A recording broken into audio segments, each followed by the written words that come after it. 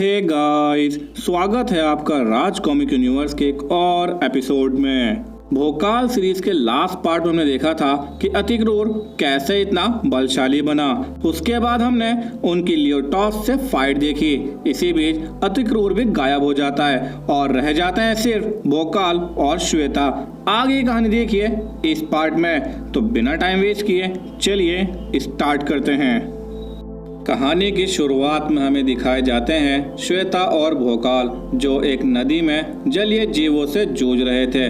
दलदली नदी में एक के बाद एक भयंकर जलचर निकल रहे थे जिन्हें भोकाल अपनी तलवार से काट रहा था कि तभी एक जोरदार आवाज हुई और एक अजीब सी नाव में सवार क्रैकश वहां पहुंचा।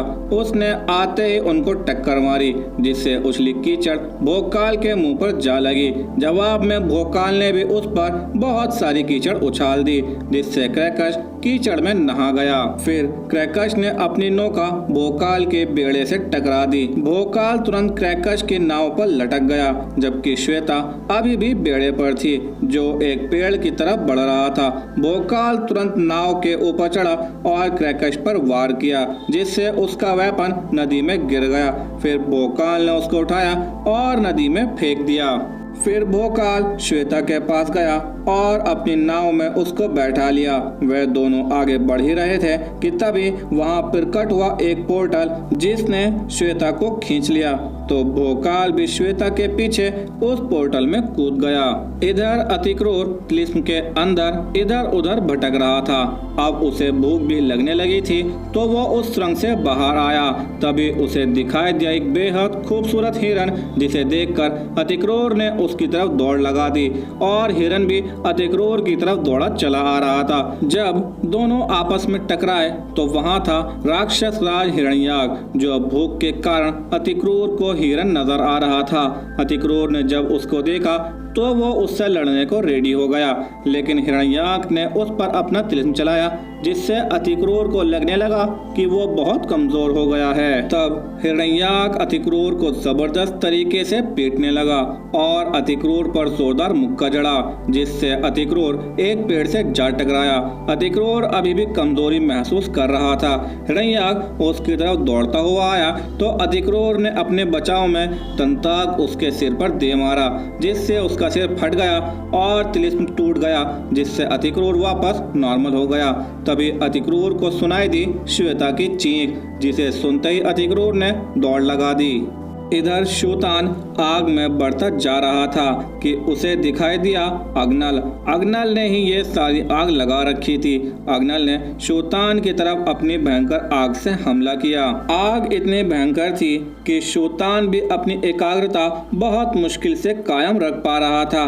तभी शूतान ने अग्नल को अपने सम्मोहन में बांध लिया। अब अग्नल वो देख रहा था जो शूतान उसे दिखा रहा था।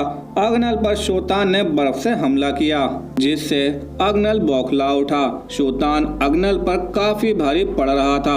अग्नल नीचे बैठ गया और उसे लग रहा था कि शूतान ने उसे बर्फ से ढक दिया है जिससे अग्नल तड़प तड़प कर मर गया। अग्नल के मरते ही वहां मौजूद आग भी खत्म हो गई। तभी शूतान को भी सुनाई दी श्वेता की चीख जिससे शूतान ने भी दौड़ लगा दी। तभी हमें दिखाई जाती है तुरीन जो कपाला के पीछे दौड़ी जा रही थी कि संकटा ने अपनी पूंछ में कपाला को जकड़ लिया तो कपाला ने उसकी पूंछ में काट लिया जिससे संकटा ने उसको उछाल दिया। कपाला चट्टानों से टकराए उससे पहले ही तुरीन ने उसको कैच कर लिया। तब तुरीन ने संकटा पर अपना विद्युत प्रहार किया जिसे संकटा ने बीच में ही रोक दिया। अचानक संकटा ने अपने पर फैलाए और तुरीन पर हमला किया जिससे तुरीन बच न सकी। संकटा ने तुरीन को जमीन पर लिटा दिया। तभी कपाला ने अपना साइज बढ़ाया और तुरीन की तरफ देखा जिसके ऊपर थी संकटा जो तुरीन का काम तमाम करने ही वाली थी कि कपाला ने उस पर अटैक किया और दबोच लिया संकटा को। फिर कपाला ने उसकी गर्दन पर गाड़ दिए अपने दांत जिससे संकटा स्वर्ग सिधार गई। तब तुरीन कपाला को थैंक्स बोलती है कि तभी उसको सुनाई देती है श्वेता की चीख तो वो भी श्वेता की तरफ दौड़ लगा देती है। इधर भोकाल भी श्वेता को ढूंढ रहा था।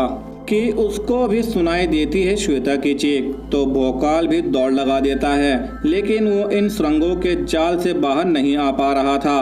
तब भोकाल एक दूसरी सुरंग में दाखिल हुआ और सुरंग के खत्म होने पर दिखाई दिया मखान तीर, जिसे मारकर ही भोकाल आगे बढ़ सकता है। तब भोकाल ने अपनी तलवार निकाली, लेकिन तलवार उसके हाथ से निकल गई। भोकाल ने मखान तीर के अटैक को टॉर्च किया। फिर भोकाल ने अपनी ढाल संभाली, लेकिन वो भी उसके हाथ से निकल गई। तब भोकाल एक बड़ा पत्थर उठाता है और मखान तीर की तरफ उछाल देता है, लेकिन मखान तीर की तलवार ने उसके टुकड़े टुकड़े कर दिए। तब मखान तीर आगे बढ़ा और भोकाल पर अपनी तलवार से अटैक किया, जिसे भोकाल ने बीच में ही पकड़ लिया और अपने हाथों से ही उस तलवार को तोड़ दिया। फिर मखान तीर को उठाकर फेंक दिया। इसके बाद भोकाल उसकी छाती पर चढ़ गया और उसकी छाती से अपनी तलवार निकालकर उसका खात्मा कर दिया। फिर भोकाल भी श्वेता की तरफ बढ़ चला। हम देखते हैं सामने एक बहुत बड़ा सोने का महल, जिसके आसपास की सुरंगों से निकलकर आ रहे थे तुरीन, भोकाल, श्वेता और शूतान। वे चारों एक साथ जमा होते हैं कि उनको एक बार फिर श्वेता की चीख सुनाई देती है। सब के सब श्वेता की तरफ दौड़ते हैं और देखते हैं कि श्वेता को घेर रखा है बहुत सारे स्वर्ण दानवों ने। फिर सब श्वेता को बचाने आगे बढ़े। ये देखकर स्वर्ण दानव और भी खुश हो जाते हैं, क्योंकि काफी सालों के बाद उनको लड़ने का मौका मिल रहा था। फिर वे सब आपस में भिड़ जाते हैं। भोकाल एक दाना को अपनी तलवार से दूर फेंकता है तो अतिक्रूर दंताक से तुरीन भी उन पर अपनी बिजली गिरा रही थी। वहीं शूतान एक दाना को सम्मोहित करने में लगा था, लेकिन वो दानव सम्मोहित नहीं होता क्योंकि उसकी आंखें ही नहीं थी। तब शूतान वहां से भागकर झाड़ियों में जा छिपा। इधर भोकाल अपनी तलवार और ढाल से और अतिक्रूर अपने दंताक से उन पर काफी भारी पड़ रहा था, लेकिन दानवों का कोई भी अंग कटता या डैमेज होता तो वो दोबारा सही हो जाता। तुरीन भी उनसे जबरदस्त मुकाबला कर रही थी, लेकिन जो दानव खत्म ही नहीं हो सकते उनसे जीतेंगे कैसे। तभी भोकाल एक दानव को उठाकर पास ही फवारे में फेंक देता है और देखते ही देखते स्वर्ण दानव बदल गया एक निर्जीव पुतले में। बस फिर क्या था, सब के सब उन स्वर्ण दानवों को उस फवारे में फेंकने लगे और मैदान साफ होता गया। आखिरकार उन्होंने इन दानवों से भी अपना पीछा छुड़ा लिया। श्वेता सबको सही सलामत देखकर खुशी से उछल रही थी। वे चारों आपस में हंसी मजाक कर रहे थे। तब अतिक्रूर भोकाल से उस जादुई थैले से खाना निकालने को बोलता है और शूतान एक करेला जिसका रस शूतान अपनी आंखों में डालेगा। फिर वे सब अपने अपने टारगेट के बारे में सोचते हैं। भोकाल को अपनी माँ का पता लगाना था, शूतान को अपने फादर को छुड़वाना था, अतिक्रूर को अपने बाप को आजाद करवाना था, श्वेता को फूचांग की पोल खोलनी थी।